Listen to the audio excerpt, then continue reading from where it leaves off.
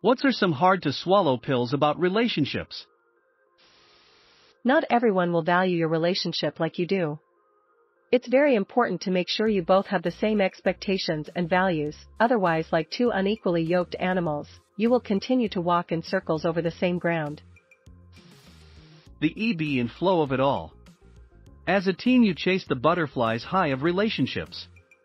As an adult, you have to learn that as your hormones settle, you need settle too, and not constantly be seeking the highs and creating conflict to achieve them.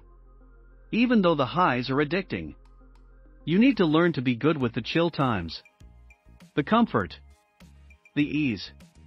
Don't lose the butterflies completely, of course. But don't create them with negative behavior.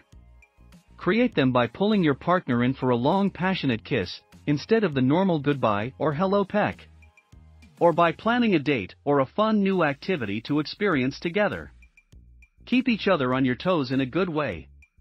But be okay when things are just as so. Putting off ending things for fear of hurting someone's feelings is the worst possible idea.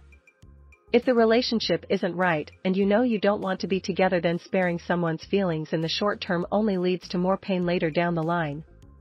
Be honest and front the horrible conversation. Losing your identity within a relationship is easy to do.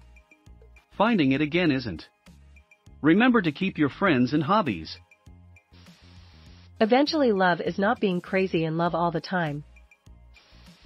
At a certain point, you have to accept some particular negative parts of your partner's personality or move on. My husband is almost 50. We've been married for over 20 years. While he will continue to experience personal growth, there are parts of his personality that are likely to not ever change. The same is true for myself, of course.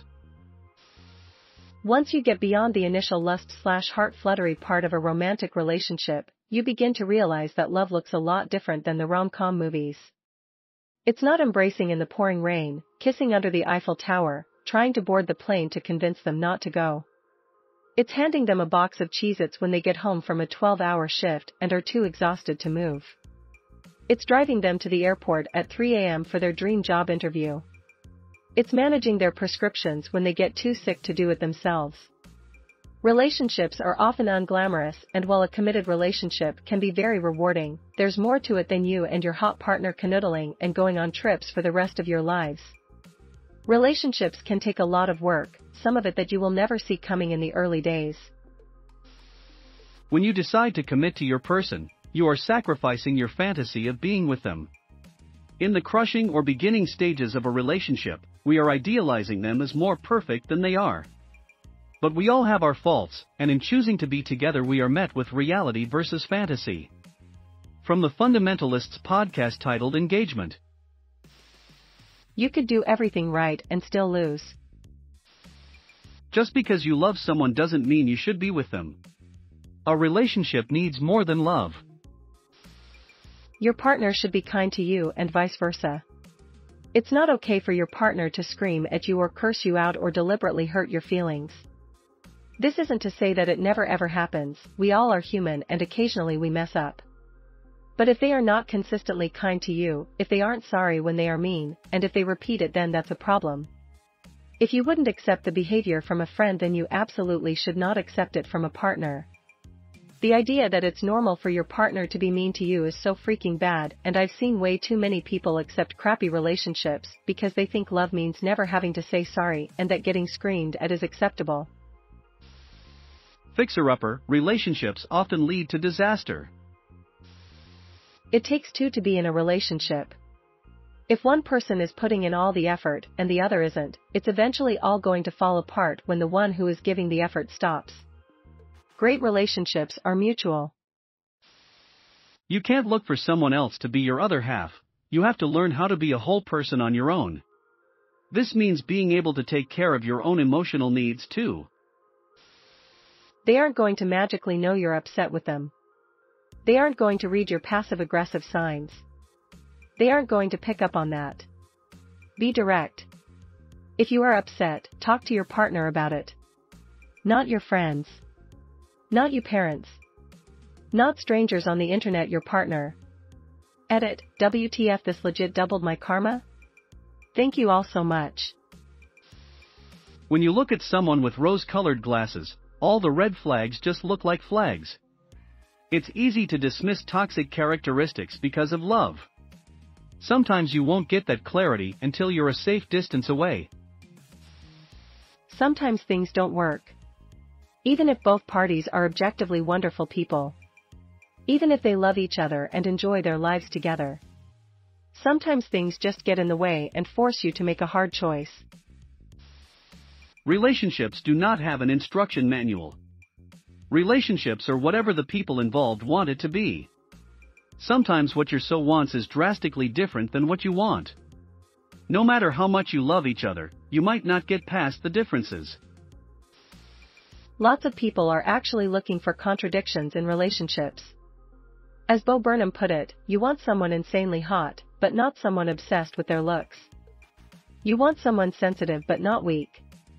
A lot of people want someone who won't use them for anything, but who they can use themselves to fulfill their own needs or desires. I think the worst part of growing up for me has been the utter realization that lots of people want to use who they can to fit their own ends. It's not exactly always malicious, just practical. You grow more sensible as you age, and so you're less willing to tolerate relationships of any kind where you don't derive some sort of benefit. The result for me has been that I'm less trusting and more guarded, which only hinders finding genuine connections in love or friendship. If it endangers your mental health, it's not worth it. Love isn't everything. At least not love as most people interpret it.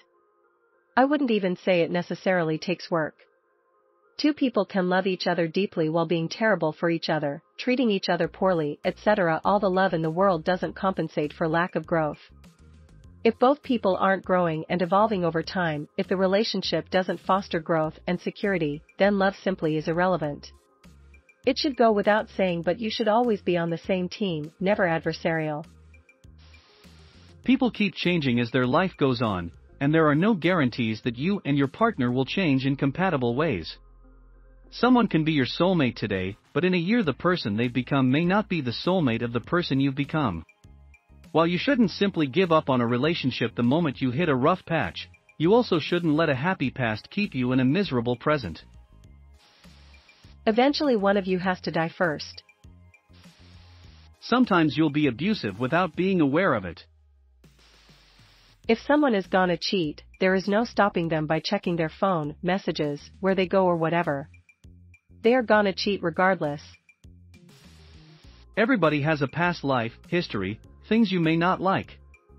It's easy to love all of their great experiences, but it can be challenging to accept some of their past life that disturbs you or you worry may be a problem still. A very challenging part of relationships is getting out of your head on who they used to be and focus more on who they are now and how they make you feel. Loving someone and being loved puts you in a position of mutual responsibility. Your actions affect the other person's emotions, and to some degree you are now accountable for how they feel. You need to be willing to make compromises because you value your partner's happiness and respect their needs. A good relationship is built on mutual responsibility and respect and is not unconditional. Edit: due to multiple comments I have realized that the way this was worded was sending messages that were not the intended message. Therefore I have removed this comment until edits can be made to make sure that it is phrased in a way that does not send any unclear messages. When I have finished editing the comment to reflect this more accurately, I will repost it. The one part that I will leave up through the editing and clarification process is, always get consent. Over the course of 10 years, the person you fell in love with could transform into someone you'd never have gone on a second date with had they been that way when you met. Life's too short to set yourself on fire to keep somebody else warm. Your partner will poop and stink up the bathroom. It's disgusting.